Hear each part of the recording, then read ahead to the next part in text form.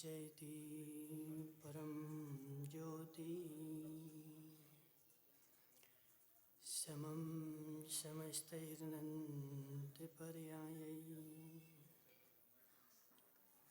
दर्पणतले विशकला प्रतिफलति पदार्थमालिका यत्र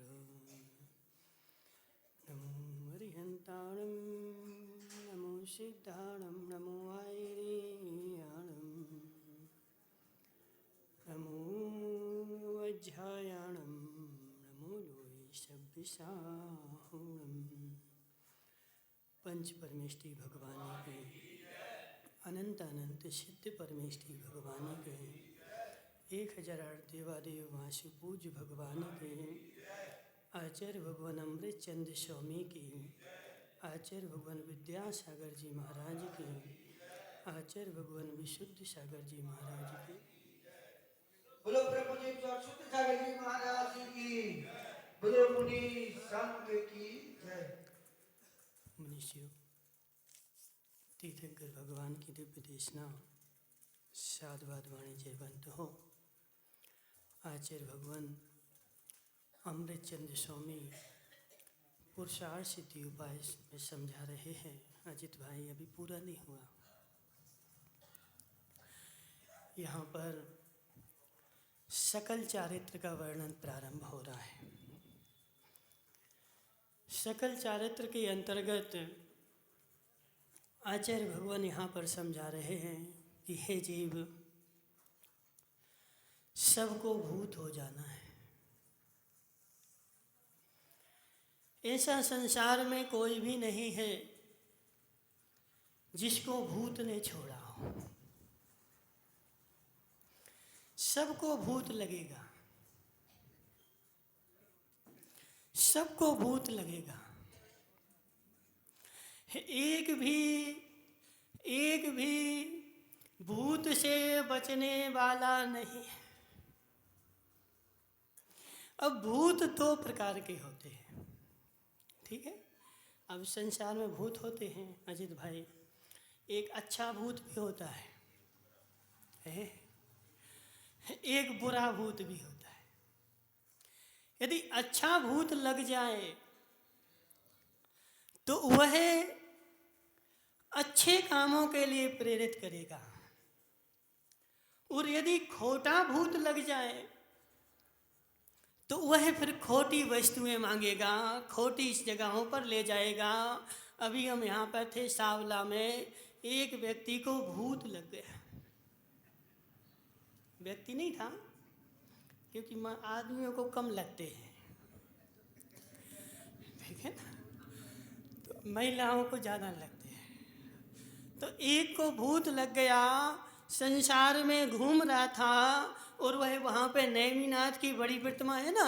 अब उस नेमिनाथ की प्रतिमा के लिए वो अभिषेक करवाने के लिए लाए, लेकिन वह हाथ नहीं लगा रहा, बार बार खींच रहा, हमें नहीं करना, हमें नहीं करना। क्यों? क्योंकि वह भूत जो है अरविंद भाई अच्छा नहीं है।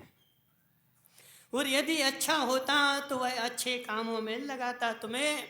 इसलिए सबको भूत लगना है पदम भाई, सबको भूत लगना है। किसी को जीते जी लग जाता है, किसी को मरने के बाद लग जाता है, लेकिन भूत जो है सबको लगता है। अभी वो आया था हमारे पास एक आदमी, कौन, अरुण कोठारी, कहाँ गया वो? अरुण को भूत लग गया। जब हम पहले यहाँ थे तो वो अध्यक्ष था, काय का अध्यक्ष था, युवा मंडल का अध्यक्ष था। अब क्या हो गया? अब क्या हो गया भानु भाई? भूत लग गया। अरुण के साथ में भूत लग गया। अरविंद भाई, तुम्हारे साथ भी भूत लग जाएगा, और जब तक भूत नहीं लगा है तब तक जो करना हो तो कर लो। हे जीव, गांधी जी समझ में आ रहा, भूत लग जाएगा। जब तक भूत नहीं लगा है तब तक अपना कल्याण कर ले। हे जीव, हे जीव, जब तक भूत ने नहीं घेरा, जब तक भूत ने नहीं घेरा, हे जीव, भूताविष्ट हो जाएगा, फिर तेरा वश कुछ भी नहीं चलेगा। जब तक चली गई, चली गई।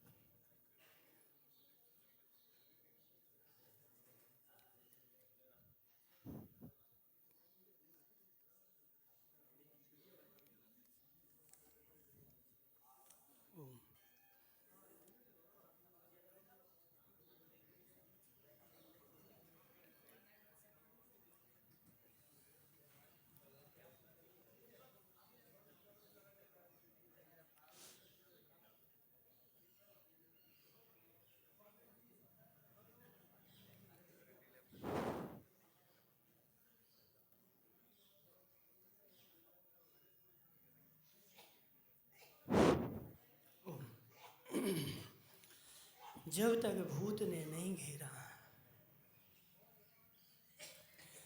तब तक कल्याण कर ले। जिस दिन भूत लग जाएगा उस दिन पछताएगा। और संसार की रीति ऐसे ही है, संसार की रीति ऐसे ही है। जब तक भूत नहीं घेरता है तब तक व्यक्ति मस्त रहता है, और जिस दिन भूत घेर लेता है उस दिन बेचारे को भगवान याद आते हैं कि भगवान बचा लो। हे जीव, यदि पहले से भगवान की शरण में आया होता तो यह भूत आता ही क्यों।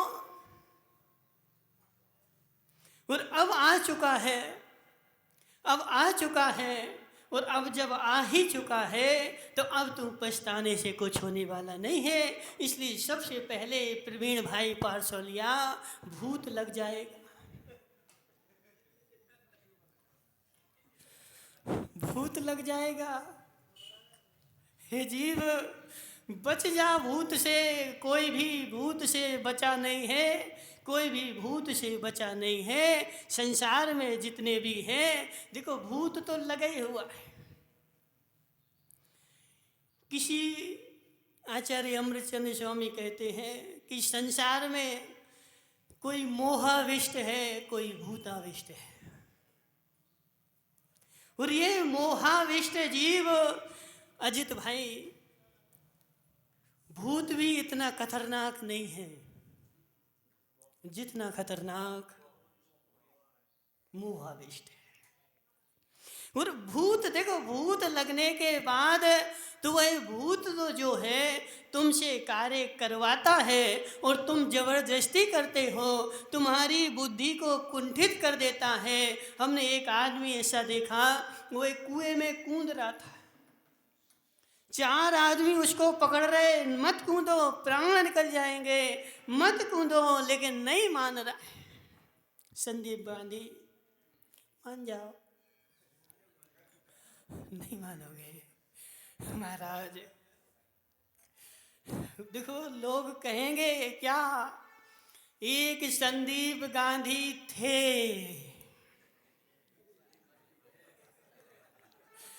है एक संदीप गांधी थे मतलब भूत लग गया, थे मतलब भूत लग गया। तो हे जीव, जब थे वह थे भी जो है ना, यदि तुम अच्छे काम कर लेगा तो वह थे जो है वह सम्मान पूर्वक कहा जाएगा, अच्छा भूत तुझे लगेगा। और बुरा काम करता रहा जीवन भर तो वह भूत जो है तुझे छोड़ने वाला नहीं है। जब तक भूत नहीं लग रहा है, जब तक आचार्य भगवान यहाँ पर बोल रहे हैं कि हे जीव, चारित्र को अंगीकार कर ले। बाद में कोई उपाय नहीं है, एक ही मात्र। देखो संसार में यदि कल्याण करना है तो एक ही उपाय है, और कौन सा? चारित्र को अंगीकार करना पड़ेगा। ये तो आज करो या कल करो या परसों करो, जब भी करेगा तो चारित्र को अंगीकार तो तुझे करना ही पड़ेगा। देखो कभी भी जो है ना अजित भाई, पांच पूछ के सामने भूत लगाते हो क्या? क्यों? एक भी तीर्थंकर के सामने भूत नहीं लगता। भूत किसके सामने लगता है? भूत किसके सामने लगता है? जिसने संसार में रह करके जीवन भर संसार के काम करता है और इस पंच परावर्तन में जो भटकता है उसके सामने भूत लगता है, और जो पंच परावर्तन से निकल जाता है वह भूत उसको लगने वाला नहीं है। सारे संसार के भूत छोड़ करके चले जाते हैं। पदम भाई, तुम्हारे मित्र कहाँ गए? सब कहाँ गए सारे मित्र? हे जीव, समझो बात को। संसार में तभी तक तेरे मित्र रहेंगे जब तक तुम उसको कुछ खिलाता पिलाता रहेगा। वो प्रतापगढ़ जाएंगे काहे के लिए? काहे के लिए? कचौड़ी खाने। और जब तक प्रतापगढ़ कचौड़ी खाने के लिए ले जाएगा तब तक वह तेरे मित्र हैं, और जिस दिन तू उनको छोड़ देगा उसी दिन तेरे मित्र खत्म हो गए। ऐसे हे जीव, समझ मेरी बात। जिस दिन सच्चा चारित्र तेरे पास आएगा संसार के सारे लोग तुझे छोड़ देंगे। नियम है अरविंद भाई, नियम है, नियम है। जिस दिन तुम चारित्र धारण करेगा तेरे घर वाले तेरे साथ नहीं जाएंगे। कब तक जाएंगे? कब तक जाएंगे राजू भाई डीजल वाले? तुम अरविंद के साथ कब तक रहोगे? कब तक रहोगे अरविंद के साथ? नहीं, चारित्र के बाद भी संसार में ही रहेंगे। कोई मोक्ष थोड़ी हो रहा कि आज ही कपड़े उतारो और आज ही मोक्ष हो जाए, ऐसा तो नहीं होगा। लेकिन जब तक उनके पास भी कपड़े हैं और तुम्हारे पास भी कपड़े हैं तब तक तो उनके साथ में रहोगे, और जिस दिन उन्होंने चारित्र को धारण कर लिया उसी दिन तुम उनको छोड़ दोगे। और जितना रिंकेश भाई, जितना उत्कृष्ट चारित्र धारण करेगा उतने तेरे चाहने वाले उतने ही कम मिलेंगे। नियम है ऐसा।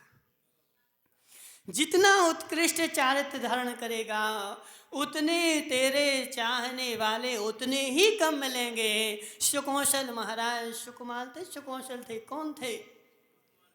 नहीं, दोनों ने ही चारित्र धारण किया था, लेकिन जिसकी स्वयं की मां ने उपसर्ग किया था सुकौशल थे। स्वयं की मां ने, जिसने पाला, जिसने पोसा, जिसने खिलाया पिलाया और मुनि बन गए, उन्होंने कोई गलत काम थोड़े किया था। फिर क्यों किया उपसर्ग? सेठ जी साहब क्यों किया? हे जीव, उपसर्ग इसलिए किया क्योंकि उन्होंने उनके अनुसार नहीं चले, और उनके अनुसार चलते तो उपसर्ग नहीं करते। लेकिन संसार की रीति ऐसे ही है अजित भाई। अब अजित ने चौका लगा लिया, अब महाराज नहीं गए अजित के पास। हम देखते हैं महाराज को, आज हमारे घर पे नहीं आए ना, आज त्योहार का दिन था, आज हमारे यहाँ नहीं आए ना, अब हम देखते हैं महाराज को। हे जीव, जितना उत्कृष्ट चारित्र धारण करेगा उतने तेरे चाहने वाले उतने ही कम मिलेंगे, और जितना जघन्य करेगा उतने तेरे चाहने वाले उतने ही ज़्यादा होंगे, क्योंकि पंचम काल का प्रभाव तो पड़ेगा। गांधी जी पंचम काल का प्रभाव तो पड़ेगा ना। और पंचम काल का प्रभाव यही है कि पंचम काल के व्यक्ति बेचारे है, पंचम काल के व्यक्ति जो हैं वह पदम भाई यदि खोटा काम होगा तो भीड़ लग जाएगी, और अच्छा काम होगा तो बेचारा अलग खड़ा होगा।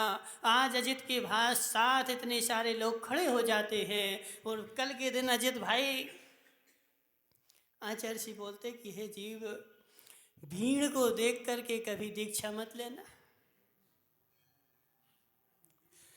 भीड़ को देख करके कभी दीक्षा मत लेना, क्योंकि देखो भीड़ तभी तक रहेगी है, भीड़ तभी तक रहेगी जब जीमना है, और जहाँ जीमना नहीं होगा वहाँ तुम्हारे साथ कोई भीड़ नहीं रहने वाले, तुम अकेले खड़े होगे। और जब अकेले खड़े होगे तब अपने परिणामों को कैसे संभालोगे।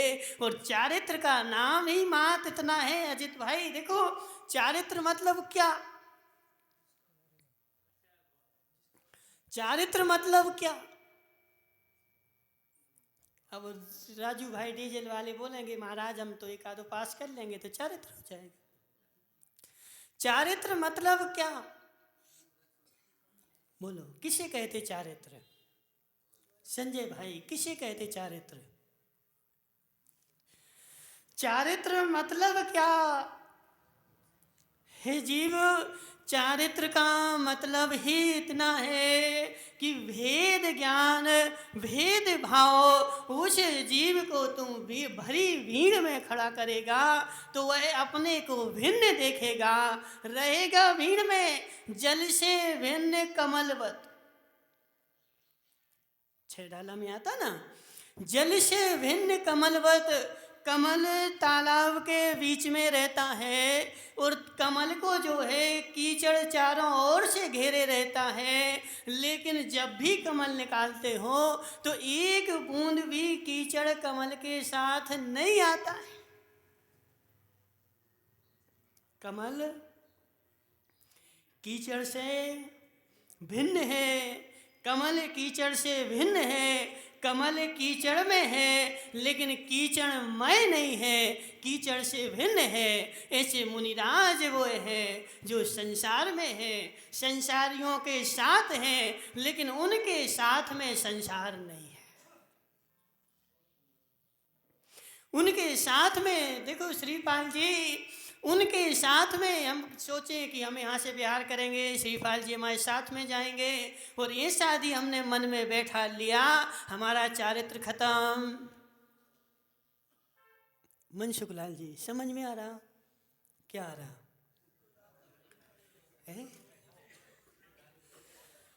क्या आ रहा है जीव।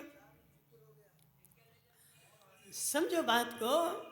जल से भिन्न कमलवत, मत इतनी सी परिभाषा है जल से भिन्न कमलवत कि मैं अपने आप को सबसे भिन्न देखता हूँ और सबसे भिन्न देखेगा तुझे तीन काल में दुख होने वाला नहीं है, और सब में लीन होकर के देखेगा तो तू पुण्य के फल को भोग रहा है। आनंद दो जगह आते हैं, आनंद दो जगह आते हैं। कहाँ कहाँ। सुरेश पंडित जी रसगुल्ला खाया कभी है, गुलाब जामुन खाया कि नहीं खाया, खाया, आनंद आया, आनंद आया कि नहीं आया है। एक गुलाब जामुन में आनंद आता है और एक गुलाब जामुन के अभाव में आनंद आता है, और गुलाब जामुन का आनंद जो है वह पुण्य का आनंद है। गुलाब जामुन का आनंद जो है प्रवीण भाई वह पुण्य का आनंद है। तुम्हें गुलाब जामुन मिला वह भी पुण्य के योग में मिला। पुण्य के योग में मिलना तो ठीक है, तुमने खा पाया, यह भी तुम्हारा पुण्य का योग है। और तुम्हें मीठा लगा, यह भी पुण्य का योग है। अब जिसको डायबिटीज हो गई ना, उसको खिला के देखो, है? जिसको डायबिटीज हो गई ना, उसको गुलाब जामुन खिलाओ, और एक तो नहीं खिलाना, अच्छे बढ़िया कटोरा भर के खिलाना। एक भी नहीं खाएगा, और दूसरा यदि खाया, तीसरा खाया, तुरंत चक्कर खा के गिर पड़ेगा। अब यहाँ पे विज्ञान देखो, एक बेचारा चक्कर खा के डला था, उसको गुलाब जामुन खिलाए तो उठ के खड़ा हो गया, और एक खड़ा था, उसको गुलाब जामुन खिलाए तो चक्कर खा के गिर पड़ेगा। अब बताओ, गुलाब जामुन खाने से चक्कर आते हैं कि चक्कर वाला उठ जाता है? क्या होता है? गुलाब जामुन चक्कर लाता है कि गुलाब जामुन चक्कर को ठीक करता है? क्या करता है बताओ सुरेश भाई, क्या करता गुलाब जामुन? हे जीव, गुलाब जामुन मीठा नहीं होता। गुलाब जामुन मीठा क्यों नहीं बोलते? घाटल वालों का मौन है क्या? महाराज यदि बोल दें तो कल से खाना बंद हो जाए। अजित भाई जीवन कराएंगे, फिर गुलाब जामुन नहीं बनाएंगे, करेला बनाएंगे। हे जीव, गुलाब जामुन मीठा नहीं होता, तेरे अंदर का जो पुण्य का उदय है वह मीठा होता है। यदि पुण्य का उदय ना हो तो वह गुलाब जामुन भी तुझे मीठा नहीं लगेगा, कड़वा लगेगा। और पुण्य का उदय हो तो वह गुलाब जामुन मीठा लगता है। अब गुलाब जामुन खा करके जो सुख हुआ वह पुण्य का सुख है कि चारित्र का सुख है? सुरेश भाई, सुखी होना है? सुखी होना है? कौन से सुखी होना है? गुलाब जामुन खाने वाले कि गुलाब जामुन नहीं खाने वाले? है? अच्छा जी, तीसरा मार्ग निकालेंगे एक और। नहीं, अब सुरेश ना पंडित जी हैं तो महाराज एक नया रास्ता और निकलेगा ना। अब पंचम काल है अजित भाई, तो देखो किसी को दोष नहीं देना, क्योंकि पंचम काल की रीति ही ऐसी है, पंचम काल का नियोग ही ऐसा है हितेश भाई। जैसे जैसे समय बढ़ता जाएगा और जो एक मूल रास्ता था, एक जो मूल राजमार्ग था, उस राजमार्ग में से बहुत सारे छोटे छोटे मार्ग निकल जाएंगे। और छोटे छोटे मार्ग निकले तो टेंशन नहीं करना, खुशी मनाना। महाराज खुशी क्यों मनाए अजित भाई? नहीं आ रहा समझ में? राजमार्ग से छोटे छोटे मार्ग निकले तो तुम नाचना है? नहीं नहीं, नाचना। बोले महाराज क्यों? क्यों नाचे हम? जी तो दुख की बात है ना कि राजमार्ग से छोटे छोटे मार्ग निकल रहे तो रास्ता फूट रहा है और आगे चलने वाले लोग भटक रहे हैं, तो हम खुशी क्यों मनाएं? नहीं, तुम तो खुशी मनाना। क्यों? बोलो ना सेठ जी, क्यों? नहीं होगा, भटक जाओगे।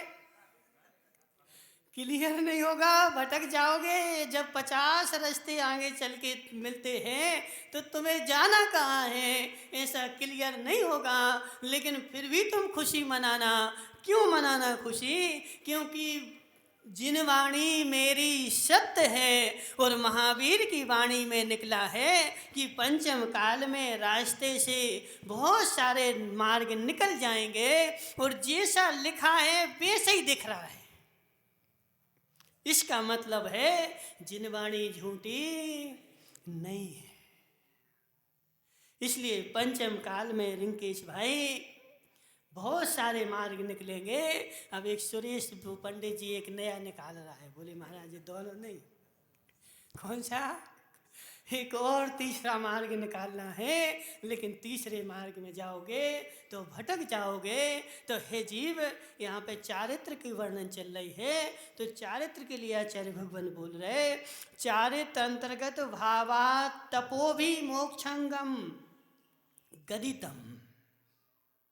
जो चारित्र है ना, जो चारित्र है ना, उस चारित्र में तपो भी मोक्षंग, तप भी मोक्ष का ही अंग है। तप जो है वह भी मोक्ष का ही अंग है। तप को मोक्ष के अंग से भिन्न नहीं मानना, क्योंकि भिन्न क्या करोगे? बोले महाराज हमें तप नहीं करना, हमें तप नहीं करना, हमें तो मोक्ष जाना है। और तुमने तप को क्या किया? निकाल के अलग रख दिया जी, अलग रखो। तो यहाँ पर आचार्य भगवान बोल रहे तपो भी मोक्षांगम। तप क्या है? तप क्या है? मोक्ष का ही अंग है। और उस मोक्ष मार्ग में जो चलेगा, जो चारित्र धारण करेगा, उसको नियम से तप तपना ही पड़ेगा। बिना तप तपे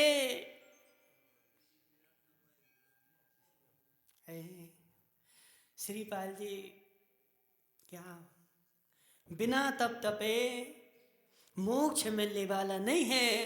तप तो तुम्हें तपना ही पड़ेगा। प्रवीण भाई पार्श्वलिया, तप भी जो है वह मोक्ष का ही अंग है। अब प्रवीण पार्श्वलिया बोल रहा था, बोले महाराज शरीर को तपने से क्या होगा? हमें तो आत्मा तपानी है ना। सही है कि नहीं?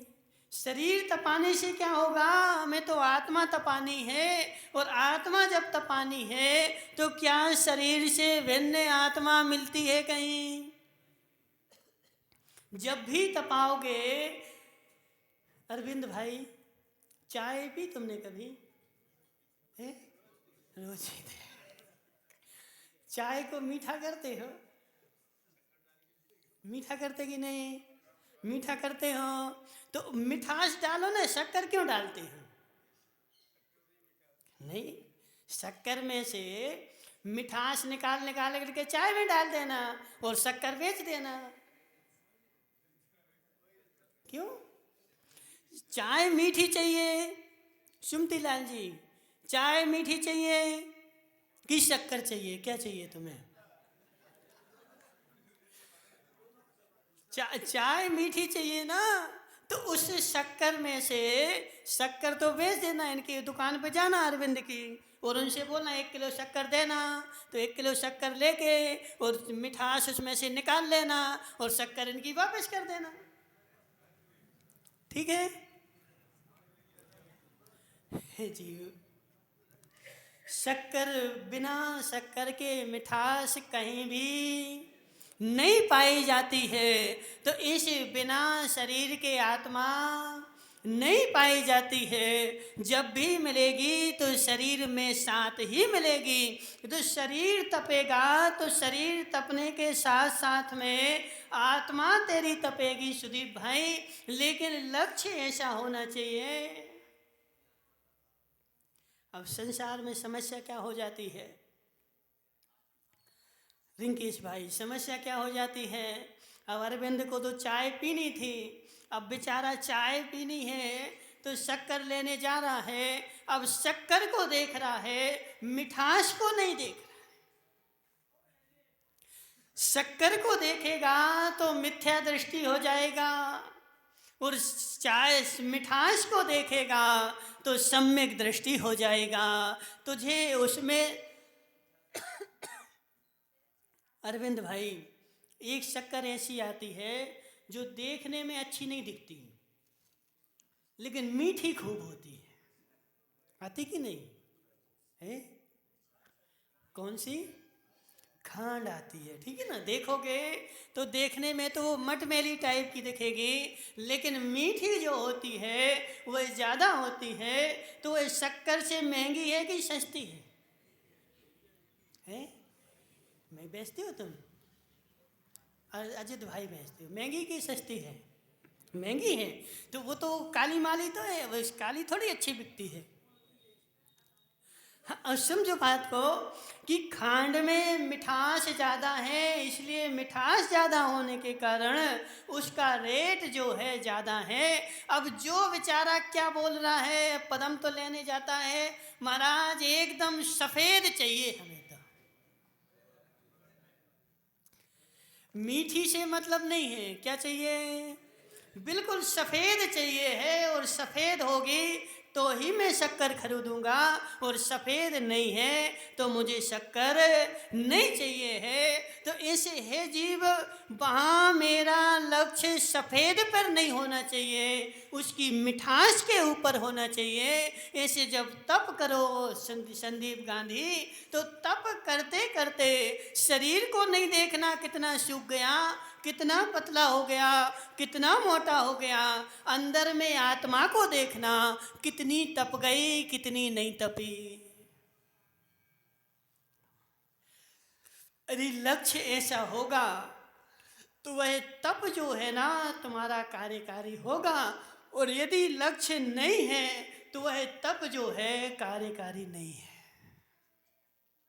क्योंकि शक्कर से मतलब नहीं है, किससे मतलब है, किससे मतलब है, मिठास से मतलब है। ऐसे हितेश मुंगाणिया, मुझे तप से मतलब नहीं है, मुझे आत्मा को तपाने से मतलब है। और आत्मा अकेली कहीं मिलती नहीं है, तो आत्मा को जब भी तपाना पड़ता है तो शरीर के साथ ही तपाना पड़ता है। और शरीर जब तपता है तो मेरी उसके साथ आत्मा तपती है, लेकिन लक्ष्य मेरा आत्मा को तपाना।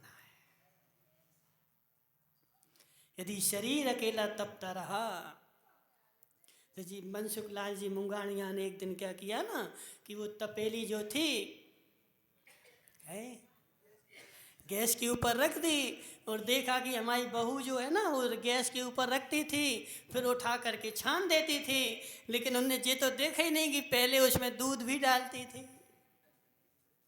ठीक है ना। तो उसमें पहले दूध डालती थी, फिर जब वो गर्म हो जाता तो फिर उसको छानती थी। अब इन्होंने तपेली लेकर के और गैस के ऊपर रख दी और गैस चालू कर दिया। अब गिलास लेकर के पहुंच गए, काहे के लिए, हमें तो दूध पीना है, और शक्कर भी डाल दी उसमें। ऐसा नहीं कि शक्कर नहीं डाली, शक्कर भी डाल दी, और गर्म दूध मीठा चाहिए है। अब उसको छान रहे, अब वो जो तपेली थी तपी, और वो शक्कर जो थी वो पूरी जल गई। मनसुख लाल जी, शक्कर जो थी जल गई, अब पियो क्या पी रहे। तो ऐसे है जीव, समझो बात को, तप जो है मोक्ष का अंग है, लेकिन वह कौन सा तप हो। शरीर को तपाने के साथ साथ अपने अंतरंग पर दृष्टि रहे कि शरीर तो तप रहा है, लेकिन शरीर के साथ साथ अंदर में उसकी तपन जा रही है। और अंदर में तपन जाएगी तो वह शरीर तुम्हारा तपाना सार्थक होगा, और अंदर में तपन नहीं जाएगी तो आचार्य भगवान कहते हैं कि वह शरीर जो है वह शक्कर की भांति जल जाए। पदम भाई, शक्कर की भांति जल करके, और तुम्हें कुछ मिलने वाला नहीं है। इसलिए यहाँ पर आचार्य भगवान ने चारित्र की व्याख्या में चारित्रांतरभूत तपो भी, यह जी क्यों लिखना पड़ा, जी क्यों लिखना पड़ा। देखो रिंकेश भाई, अब तुमने नहीं पढ़ा हो वह तुम्हारी गलती है, लेकिन हमारे आचार्य जो है, जैसे आज वर्तमान में जितने विवाद होते हैं ये आज ही नहीं होते। जितने विवाद अजित भाई आज वर्तमान में हो रहे हैं ये आज ही नहीं हो रहे, भूतकाल में भी ये सारे विवाद चलते आए हैं।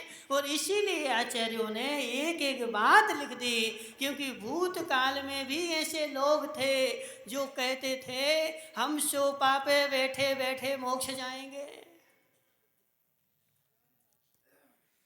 पदम भाई कहाँ बैठे बैठे जाओगे, सोफे पे बैठे बैठे हम मोक्ष जाएंगे, हमें तपने की आवश्यकता नहीं है।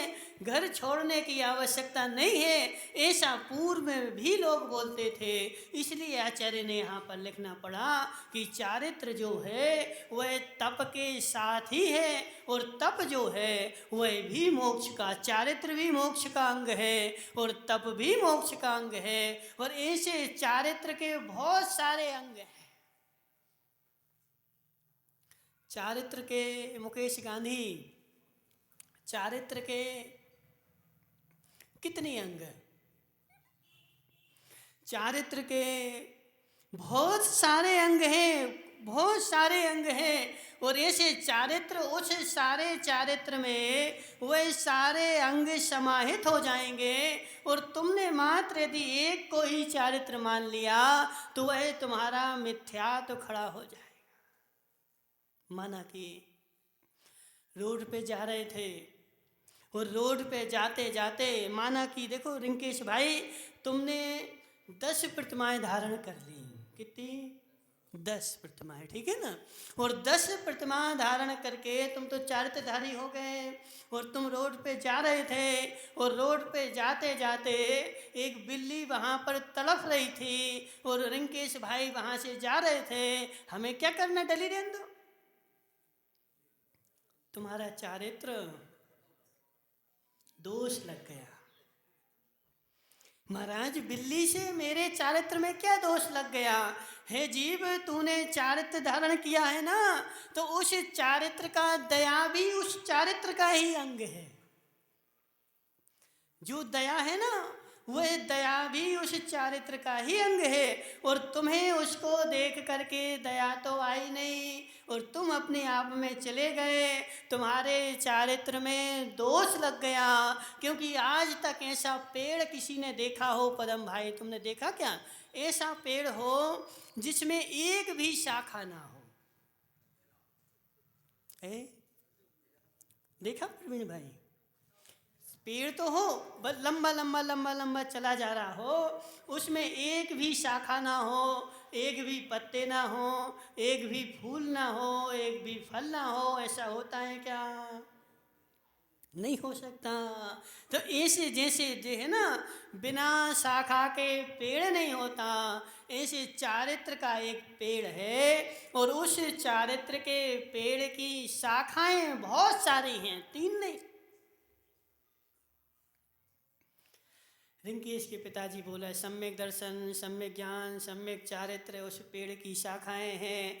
जो पेड़, हम चारित्र की बात कर रहे हैं अकेले। चारित्र एक पेड़ है और उस चारित्र के पेड़ की बहुत सारी शाखाएं हैं, बहुत सारे अंग हैं। और उस अंग में तुम्हारी दया भी आ जाती है, उस अंग में तुम्हारा तप भी आ जाता है, उस अंग में तुम्हारे 12, अभी आचार्य स्वयं बताएंगे अंगुली गाथा में 12 प्रकार के तप बताएंगे। और वह 12 प्रकार के तप को भी मोक्ष में ही गर्वित करके दिखाएंगे। 1-2 प्रकार के नहीं, कितने प्रकार के? 12 प्रकार के जो तप हैं वह सारे के सारे मोक्ष के ही अंग हैं। एक को भी निषेध नहीं कर सकते। अब एक का भी निषेध नहीं कर सकते, और एक का भी निषेध करते हो तो तुम्हारी दृष्टि जो है वह मिथ्या हो जाएगी। करो या ना करो, उससे दृष्टि मिथ्या नहीं होगी, लेकिन निषेध करोगे तो दृष्टि मिथ्या हो जाएगी। बस ऐसे ऐसे भी जीव हुए, श्रीपाल जी की कहावत, ऐसे ऐसे भी अरहंत हुए जिन्होंने एक भी तप नहीं तपा और मोक्ष हो गया। महाराज ऐसा कैसे? एक भी तप नहीं तपा राजू भाई, एक भी तप नहीं तपा, एक भी तप नहीं तपा और दीक्षा ली। अंतर मुहूर्त में देखो, सिद्धांतों को समझोगे तभी समझ में आएगा कि जो है ना, मिथ्या दृष्टि जीव किसी ने दीक्षा ले ली और पूरे जीवन पर्यंत मिथ्या दृष्टि रहे दीक्षा लेने के बाद। कौन? चरम शरीरी।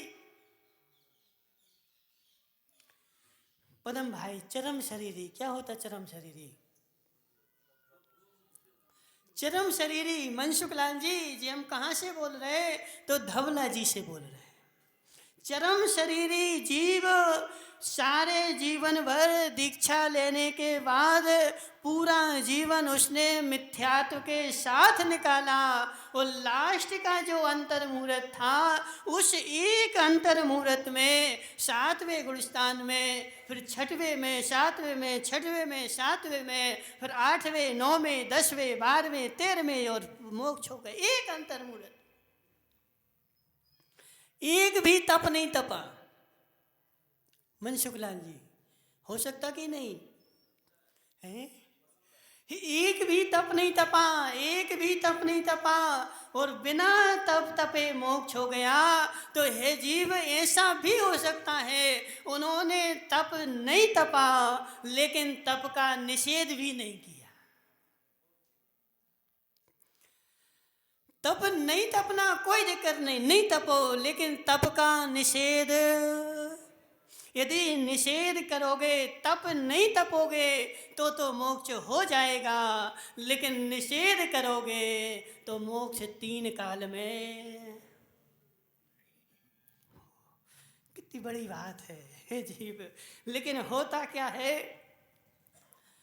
होता क्या है कि तप तपना नहीं तपना, ये तो सारी बातें रखो एक साइड में, उससे हमें कोई मतलब नहीं है। लेकिन आनंद किस में आता है? तो निषेध करने में आनंद आता है। आनंद किस में आता है?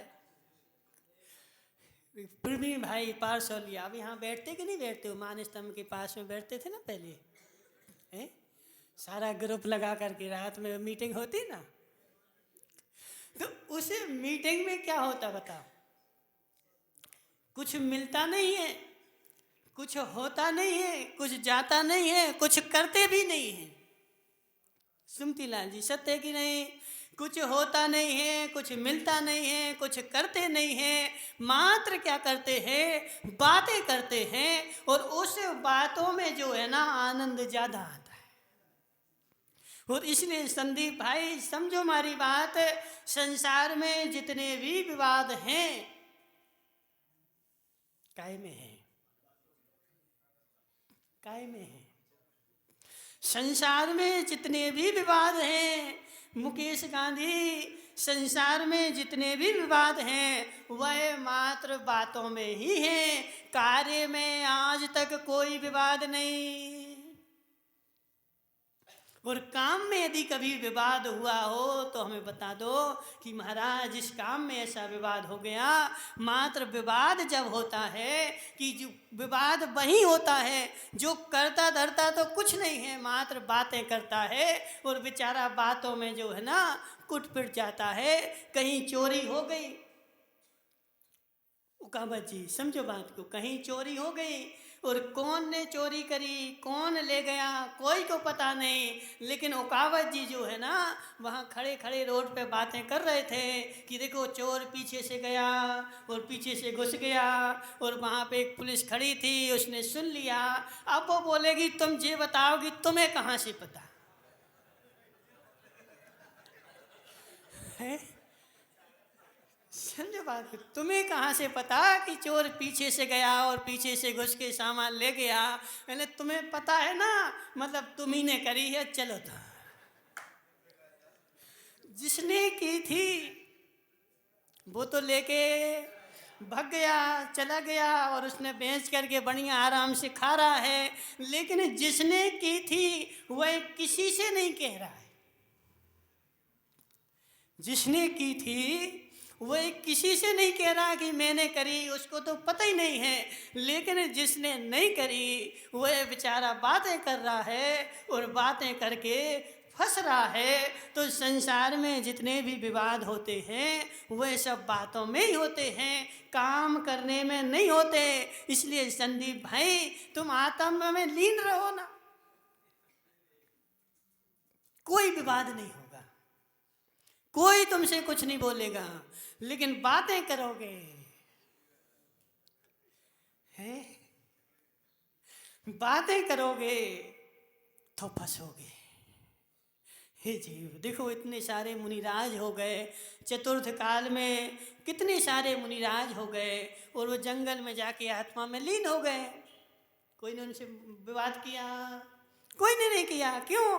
क्योंकि उनने बातें नहीं करी ना, काम किया है।